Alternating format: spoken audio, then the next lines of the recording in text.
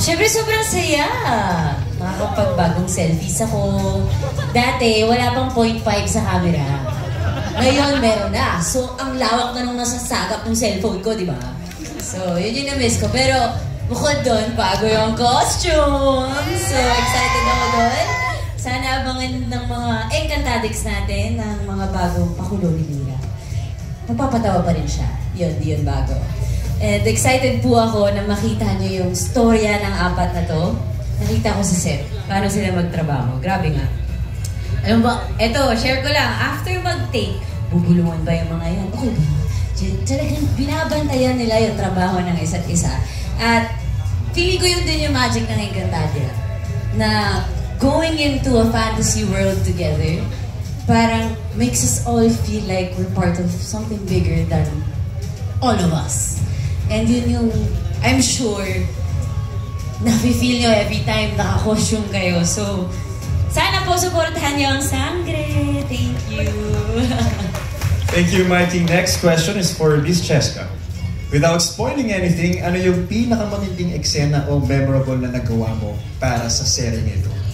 May disclaimer without spoiling. Paano ko ikukwento?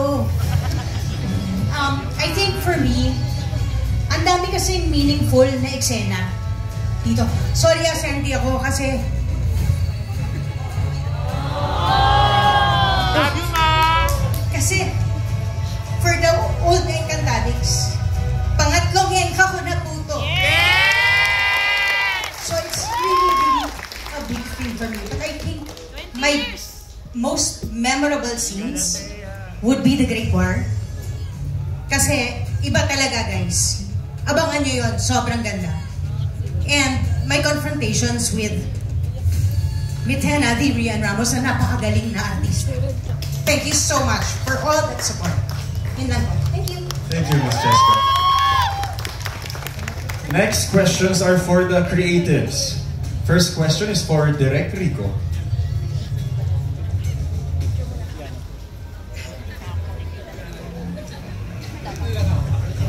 Direk, here's your question po. Ano yung mga new innovations sa post-production and visual effects ng Encantadia Chronicles? Kasi parang nagkaroon kami yung mini,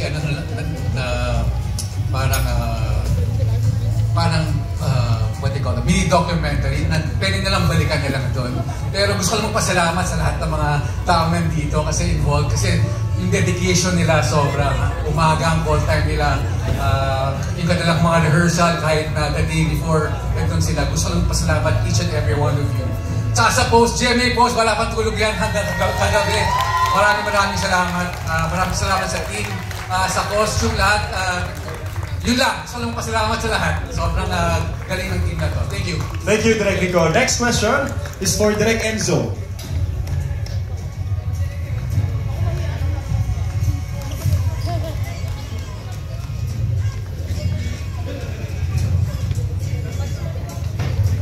Direk, here's your question po. With the challenges of taping schedule, paano na-balance yung fight scenes and dramatic scenes ng story? Well, actually, yung challenges namin mostly for me, yung malalayong locations that we have to shoot. Pero regarding balancing the drama and the action scenes, I'm lucky enough na binigyan kami ng GMA ng time to execute the battle scenes. Yun yung pinakamahirap namin ginagawa. So, binigyan kami ng time to do it. So, we were able to execute it na happy kami, I believe. And yun, kailangan, like Ma'am Cheska said, abangan yung Great War. So, it'll be entertaining. Thank you. Thank you, Direk Enzo. Next question is for Miss Suzette and Miss Onay Salas.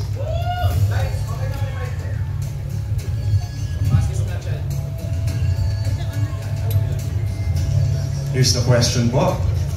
This isn't a retelling anymore. Gaano kalaki ang in-expand ng mundo ng Encantadia? Sobra. Kasi nagdagdag tayo ng book.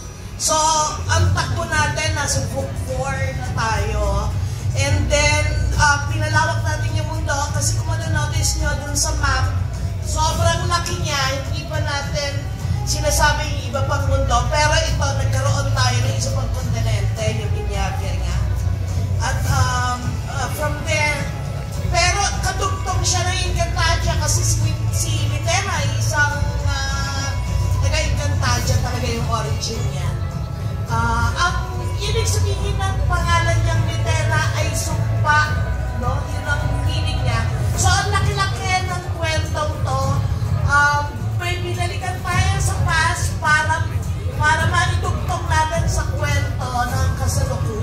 Kasi syempre, yun yung mga na-establish natin eh. Halika, Onay, ikaw naman. Thank you, Miss Suzette. Miss Onay. Bukod po dun sa, syempre malaki nga yung world na nadagdag sa external, pati yung internal, kasi nga meron tayong bagong 4 na sala. So, kada character, bagong kwento, bagong journey. Thank you, Miss Onay. Thank you, Miss Suzette. Thank you for our creatives. Next questions are for Luis and John. This is your question, Luis. Any reaction nung nalaman mong magiging part ka ng legendary series na ito? My first reaction, syempre nagulat ako, and growing up, I saw Encantadia and I love playing video games, and when I stepped into my costume the first time, stepped on set, I felt like I was in a video game and I was all in right there from that moment. I made sure I will commit to the very best of my capabilities. So physical form, acting, fight scenes, I prepared everything to the dot because I know Encantadix deserve more from me because this is a global brand for the Filipino culture, and for that I'm very proud. Thank you. Thank you, Luis. John? Same question. Any reaction nung nalaman mong magiging part ka ng legendary series na ito?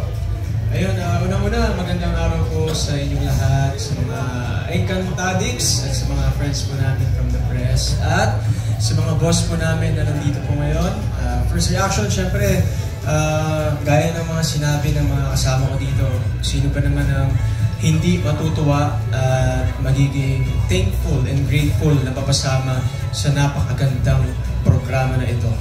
Kaya ako po ay totoong natutuwa dahil binigyan po ako muli ng GMA Network ng isang napakagandang pagkakataon para makasama po dito sa programa ito. And gusto ko pong batiin lahat ng Sangres. Congratulations sa inyong lahat. Nakakatuwa. Kung proud sila, sino ba ako para hindi maging proud dito sa programa ito. Congratulations sa mga, syempre, sa mga crew, sa mga staff na nagpagod, sa mga directors namin. Maraming salamat sa inyo, sa creatives. Thank you very much. Pasensya na kayo, nagiging emotional ako. Biro lang po. Ayun, salamat po ng maraming sa lahat. May enjoy niyo po itong programa ito. Thank you, John. Next questions are for Gab and Kiel Gueco and Vince Maristella. Gab and Kiel, saan kayo pinaka nag-e-enjoy at pinaka nahihirapan sa pagganap sa isang fantaserye? Thank you po. Una sa lahat, maraming salamat po sa lahat ng nandito ngayon. Salamat sa pagbigay ng oras sa amin. Pinaka nag-enjoy. Actually, every time we go to taping, we really enjoy. Kasi lagi namin pinapasaya yung mga bagay-bagay kahit na pagod na kami, ubos na yung energy namin. From the prod, directors, to our co-artists, talagang masaya kami lagi. And I just wanna thank Sir Gabby Eigenman lang kasi on and off the set po talagang nagpapatawa siya kahit napagod na rin siya, kahit ubos na yung energy niya. And sa simpleng bagay na yun, nakaka-uplift siya ng mood. Parang eventually lahat na rin kami na nagiging masaya, natatawa. So moments like that talagang ina-enjoy namin. Yung nakaka-challenge naman or yung mahirap, siguro yung first taping days namin, yung wika ng Encantadia, yung Enchan words, dun talaga kami pinaka nahirapan ni Gab. Kasi hindi siya bago siya sa amin. And dito sa mundo ng Encantadia, bawal mong gamitin yung Gen Z words eh. So dun po kami sanay. So one time, may scene kami, nag-cut si Direk kasi napasabi ako ng, ay sorry. So we had to retake the scene from the top. Sabi kasi na Direk mas magandang pulido. So yun yung pinaka naging challenge for us. But then eventually, we got the hang of it. So naging okay na. Yes, hello po. Una, gusto ko lang din ibigay yung praise and glory kay Lord kasi wala ako dito ngayon kung hindi dahil sa Kanya. So thank God talaga napabilang ako sa isang napakalaking programa ng GMA. Dagdag ko lang, yes, dun sa nahirapan yung sa wika kasi mahirap madlib eh. di ba kami dito yung loko-loko, mga nagpapatawa, pero pag adlib ako, parang iisipin ko, pwede ba yun? Bawal ba to? So, isang masaya naman sa na-enjoy namin, pagka magkaka-eksena kaming lahat. Kasi, dun ko na-feel na parang yung genuine connection, kahit mahirap o mabigat yung scene, hindi pa rin mahirap gawin. Nagagawa pa rin namin ng tama at maganda dahil magkakasama kami. So, naghuhugutan kami ng lakas sa isa't isa. So, yun ang pinaka-enjoy ko dito. Bisala Eshma. Thank you. Vince? Hello po. Unang-una po gusto ko pong magpasalamat na naging parte po ako sa proyektong ito. Sobrang blessed po para sa akin na makasama po yung mga artista na may experience na sobrang dami ko pong natutunan. For me, sobrang ganda lang din po ng bond namin sa isa't isa. At para sa akin siguro po na-stretch po talaga ako sa pagdating sa drama. Yun po talaga yung masasabi ko. Grabe po yung growth ko at sobrang proud din po talaga ako sa sarili ko at napakita ko dito sa proyektong ito. Thank you, Vince. Next questions are for Miss Manilyn Reynes and Mr. Boboy Garovillo. Ito yung question. Ano po ang papel ng mga karakter ninyo sa buhay ni Tera? Ang pwede nyong ma-share sa mga kapuso natin ngayong hapon? Tumayo talaga. Parang kailangan kami tumayo eh. Anyway, ang papel namin eh, ako yung lolo ni Tera. Si Mona naman ang nanay ni Tera. Ang panggap na nanay. Kasi, adopted, di ba? Yes, opo, kami ang tagapangalaga naman ni Tera sa lupa.